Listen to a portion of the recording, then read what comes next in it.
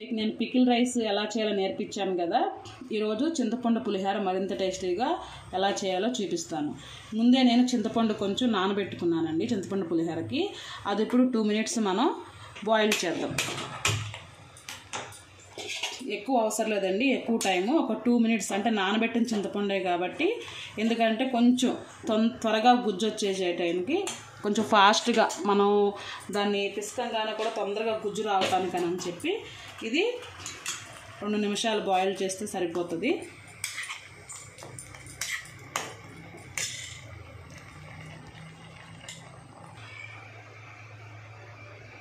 ఇందాక మనం చింతపండు పులుసు లైట్గా ఉడకబెట్టాం కదా, దాన్ని నేను శుభ్రంగా గుజ్జు తీసి పులుసు అంతా కూడా గుజ్జులాగా చేసేసాను.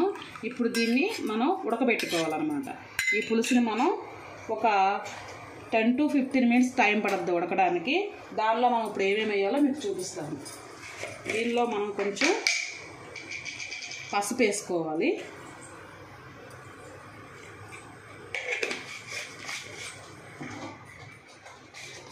అలాగే కొంచెం, మరీ ఎక్కువ కాదు, అంటే వగర పోవటానికి కొంచెం సాల్ట్ వేసుకోవాలి.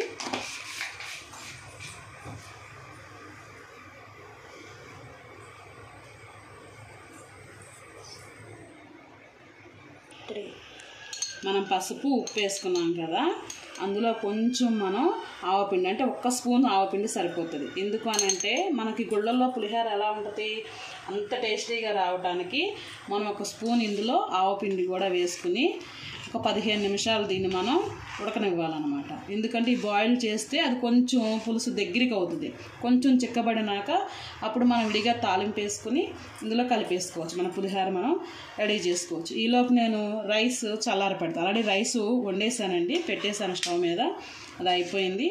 ఈలోపు పులిహోర కలపడానికి మనకు రైసు చల్లారాలి కాబట్టి అది నేను చల్లారి పెట్టుకుంటాను. ఈలోపు మనకి పులిహోర పులుసు రెడీ అయిపోతుంది. ఆ పులిహోర పులుసు మనకు అట్లా ఉడుకుతూ ఉండగా దీనిలో మనం కొంచెం మిర్చి, అంటే పచ్చిమిర్చి ఇలా పొడుగ్గా చీల్చుకుని వేసుకుంటే దీనిలో కారం ఉండకుండా పచ్చిమిరపకాయలు అంతా కూడా చప్పగా అయిపోతాయి. అంటే కొంచెం పుల్లగా మనం పులిహోర తినేటప్పుడు కొంచెం పుల్లగా నోటికి తగులుతూ ఉంటాయి, చాలా రుచిగా అనిపిస్తూ ఉంటుంది. అంటే ఎక్కువ కాదండి, అంటే మీరు తినే స్పైసీని బట్టి వేసుకోవచ్చు. మా ఇంట్లో కొంచెం తింటారు కాబట్టి నేను 3-4 వేస్తున్నాను. సో మీ ఇంట్లో తినే స్పైసీ దీన్ని బట్టి మీరు పచ్చిమిరపకాయలు దీనిలో యాడ్ చేసుకోండి. ఎందుకంటే మళ్ళీ తాలింపులో మనం దాన్ని మళ్ళీ యాడ్ చేస్తాం కాబట్టి, మిరపకాయలు వేసి మళ్ళీ తాలింపు వేస్తాం కాబట్టి దాన్ని బట్టి మీరు దీన్ని యాడ్ చేసుకోవచ్చు. చూసారు కదా పులిహోర పులుసు ఎంత చక్కగా దగ్గరగా అయిపోతుందో. సో ఈ పులుసు అంతా దగ్గరికి అయిపోతుంది. ఇప్పుడు మనం తాలింపు వేసుకున్నాం పులిహోరకి.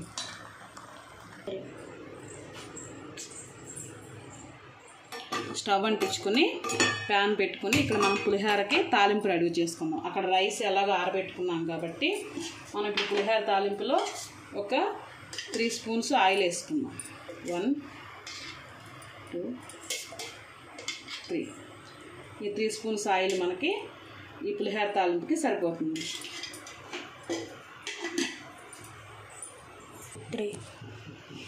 కళాయి పెట్టిన ఆయిల్ వేసుకున్నాం కదా, దీనిలో కొంచెం పల్లీలు, అంటే మా పిల్లలు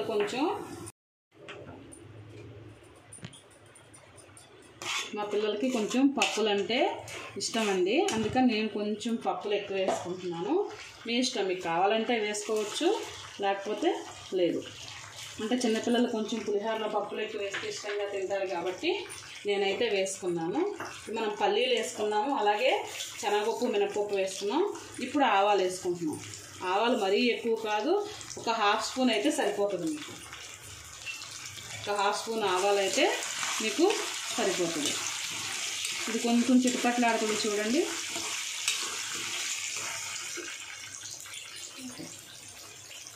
అది కొంచెం చిటపట్లాడుతూ ఉండగా మనం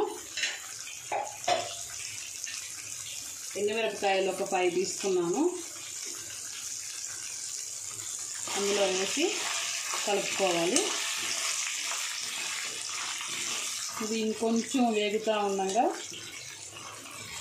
దీనిలో మనం పచ్చిమిర్చి యాడ్ చేసుకోవాలి. ఇప్పుడు పచ్చిమిర్చి కూడా సన్నగా చీల్చుకుని కొంచెం, అంటే ఇందాక మనం పులిహార పులుసులో వేసుకున్నాం కదండి, మళ్ళీ ఎందుకు అంటారు, పులిహార పులుసులో మనం టేస్ట్ కోసం వేసాం, అంటే పచ్చిమిరపకాయలు కొంచెం పుల్లపుల్లగా టేస్ట్ తగులుతూ ఉంటాయి తింటున్నప్పుడు అని చెప్పి వేసాం. అలా చేస్తేనే కొంచెం పులిహార అనేది మనకి చాలా టేస్ట్గా రుచిగా అనిపిస్తుందండి. ఇప్పుడు మనం దీనిలో పచ్చిమిరపకాయలు యాడ్ చేసుకుందాం. ఇందులో ఒక 3 పచ్చిమిరపకాయలు చీల్చాను, నేను చీల్చి ముక్కలు వేసాను. సో అది యాడ్ చేసుకుంటున్నాం.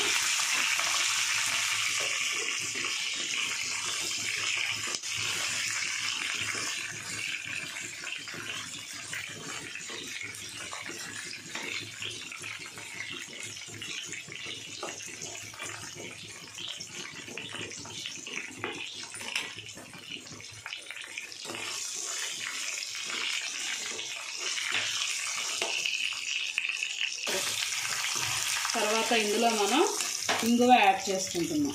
ఎంత వేసి మనం ఫ్రై చేసుకుంటున్నా కూడా మనం దీనిలో ఏది కూడా మాడకుండా చూసుకోవాలి. ఇంగువ కొంచెం ఎక్కువ వేస్తేనే పులిహోరకి టేస్ట్ వస్తుంది. చూడండి, గుళ్ళల్లో అయితే ఇంకా ఇంగువ గడ్డ వాడతారు, గడ్డగా ఉన్న ఇంగువ తీసుకొచ్చి వేస్తూ ఉంటారు, పౌడర్ చేస్తారు, ఇంకా మంచి స్మెల్ వస్తూ ఉంటుంది. చూసారు, ఇక్కడ పల్లీలు వేగిపోయినాయి, మిర్చి వేగింది, అలాగే ఎండుమిరపకాయలు కూడా వేగిపోయి. ఇప్పుడు మనం లాస్ట్లో మనం దీనికి ఏమేమి వేసుకోవాలి, ఇంకా కరివేపాకు దీనిలో మనం వేసుకోవాలి. కడిగి పెట్టుకున్న కరివేపాకు నేను దీనిలో యాడ్ చేసుకుంటున్నాను. తర్వాత కలుపుకొని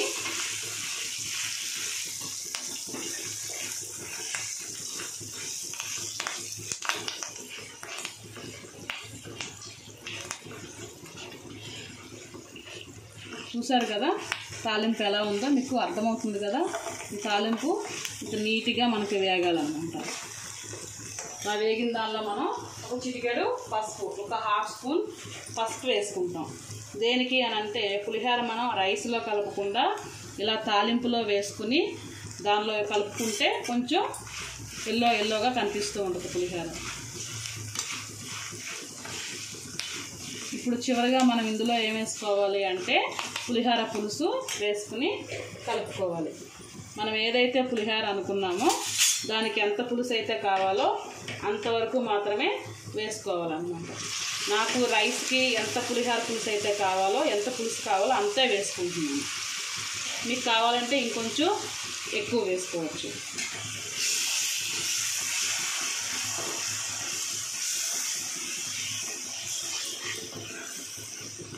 చూసారు కదా, పులిహోర పులుసు రెడీ అయిపోయింది. అలాగే పులిహోర తాలింపు కూడా పెట్టేసుకున్నాం. ఇప్పుడు ఇదంతా మనం మిక్స్ చేసుకుంటాం అన్నమాట. ఇదంతా మనం దేనిలో రైస్లో మిక్స్ చేసుకోవాలి. ఇప్పుడు మనం ఈ పులిహోర పులుసు ఇందులో వేసుకొని కొంచెంగా కలుపుకుందాం.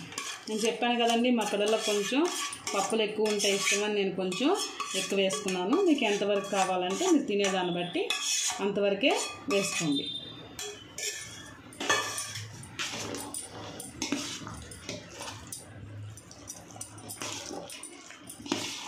చూసారు కదా ఎలా వస్తుందో కలర్. అదేను మనం పసుపు వచ్చేసి తాలింపులో వేసుకుంటే కలర్ బాగా మనకు కనిపిస్తూ ఉంటుంది అన్నమాట. ఈ టేస్టీ చింతపండు పులిహోర రెడీ అయిపోయింది. మీకు అచ్చు ఇది గుళ్ళో ఎలా అయితే చేస్తున్నారో అలాగే ఉంటుందన్నమాట. మొదట్లో మనం పులిహోరలో కొంచెం సాల్ట్ వేసుకున్నాం కదా పులిహోర పులుసులో. ఇప్పుడు దీనిలోకి మనకి ఎంత సాల్ట్ పడుతుందో చూసుకుని వేసుకుందాం.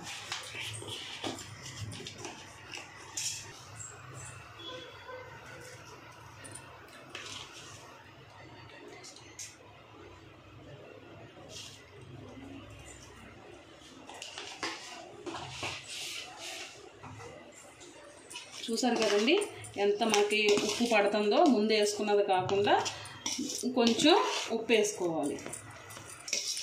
చూసారుగా టేస్టీ పులిహోర రెడీ అయిపోయింది. చింతపండు పులిహోర రెడీ అయిపోయింది. మీరు కూడా ఇదే ప్రాసెస్తో ఇలాగ చేస్తే మనకి గుళ్ళో ఎలా అయితే పులిహోర రుచిగా టేస్టీగా అనిపిస్తుందో అంతే రుచిగా అంతే టేస్టీగా ఇంట్లో కూడా మనకి తయారు చేసుకోవచ్చు.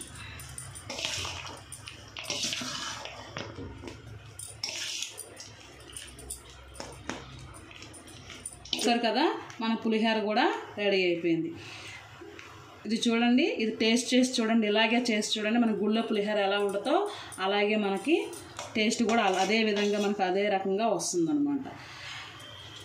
నా వంట కనుక మీకు నచ్చినట్లయితే ప్లీజ్ లైక్ చేసి సబ్స్క్రైబ్ చేసుకోండి.